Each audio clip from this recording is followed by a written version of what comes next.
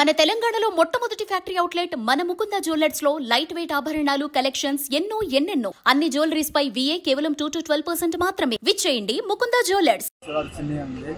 మా కుమారుడు విజ్ఞాన విషయంలో చదువుకుంటున్నాడండి. అయ్యమ్మాసం బయలు పోయి వస్తామంటే పోలీస్ ఆఫీసర్ అలాగా దొంగ వేషం వేసుకొని వచ్చి నటుడి మీద కండక్టర్ పక్కకు తీశారండి. దానివల్ల మా ఊరు స్పీడ్ ఆపుకోలేక దానికి ప్రాణం కోల్పోయారండి. నాలాగే 4 కుటుంబాలు ఇబ్బంది పడతా ఉన్నాయండి. వాటిని శిక్షించాలని మేమందరం కోరుకుంటున్నామండి. మేము చాలా బాధాకరంగా ఉన్నాము. మా పెద్దబాకి వాళ్ళ ఆఫీసులో చేసుకుంటున్నామండి. దానివల్ల మీకు ఏదో న్యాయం జరగాలని మేము గట్టి అడుగుతున్నామండి. వాళ్ళకి శిక్ష పడాలని గట్టి కోరుకుంటున్నామండి. ఆ డిఎస్పీ గుడిని సస్పెండ్ చేయాలని వాళ్ళ అబ్బాయి ఉదాహరణ జరిగింది కాబట్టి మేమందరం ధర్నా చేయాలని మేము కోరుకుంటున్నాము. మాలాగా తల్లిదండ్రులు చాలామంది కోల్పోయాము, 4 కోల్పోయాము. ఇలాంటి కుటుంబాలు మళ్ళీ కోల్పోకుండా ఉండాలంటే అతనికి కఠినంగా శిక్షించాలని కోరుకుంటున్నామండి. ఇది జరగకపోతే కఠినంగా శిక్షించాలని కోరుకుంటున్నాము. ఇది కానీ జరగకపోతే మా తరఫున మేము ధర్నాలో దిగుతామండి. మా పిడుగురాల నుంచి తిరుపతిపేట అద్దంకి కొండము ఇది ఇన్నికొండ మేమందరం కలిసి జనప్రతి శ్రీనివాస వచ్చేసి విజ్ఞాన ధర్నా దిగుతామండి. అతను దండించాలని మనసుకు కోరుకుంటున్నామండి. నమస్కారం.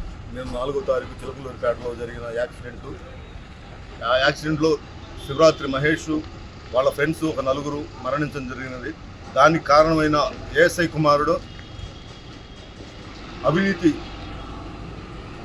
దందాకు పాల్పడి ఒక బ్రేక్ ఇన్స్పెక్టర్ అవతారం ఎత్తి స్పీడ్గా వెళ్తున్న కంటైనర్ని ఆపడం వల్ల ఈ యాక్సిడెంట్ జరిగినది. దానిలో 5 చనిపోవడం జరిగినది.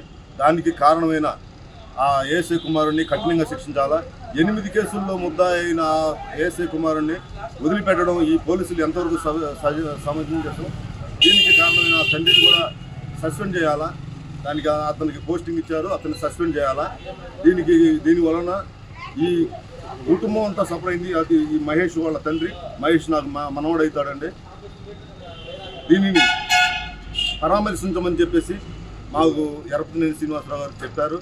పోయాము, ఇంటి దగ్గర పోయి పరామర్శించాము. టౌన్ పార్టీ లీడర్లు మొత్తం వెళ్ళాము. దీనివల్ల చాలా ఇబ్బంది పడుతున్నారు. ఆ రోజు అతన్ని పూడ్చిపెట్టడానికి వెళ్ళిపోయే రోజు జారిపడి వాళ్ళ అన్నయ్య కాలుకి దెబ్బ తగిలింది. అతన్ని ఇప్పుడు పల్నాడు హాస్పిటల్లో చేర్చాము. అతనికి ఆపరేషన్ జరుగుతుందండి.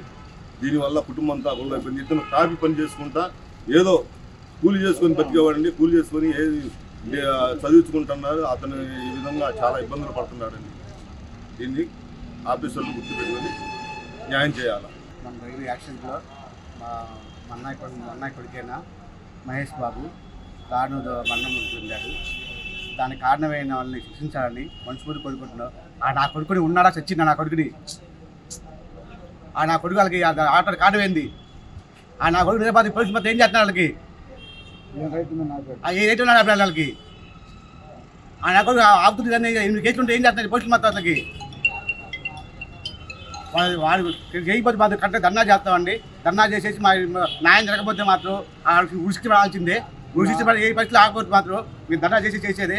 యూనివర్సిటీ కానీ 4 కుటుంబాల నుంచి ఏం చేయాల్సింది మాత్రం మేము చేస్తాం. ఇది మాత్రం పక్కా చేస్తున్నాం. ఈ చట్టానికి అవకాశం ఇవ్వలేదు. ఈ ఒక్కరు కూడా అన్యాయం చేస్తే మాత్రం ఎమ్మంటే ధర్నా దిగుతాం. వాళ్ళకి మాకు న్యాయం కావాలి. న్యాయం లేకపోతే మాత్రం ఖచ్చితంగా జరిగేదే. దాని ఇంటి బట్టి ఆగే పడలేదు. వాళ్ళకి మాకు న్యాయం కావాలని కోరుకుంటున్నాం అండి.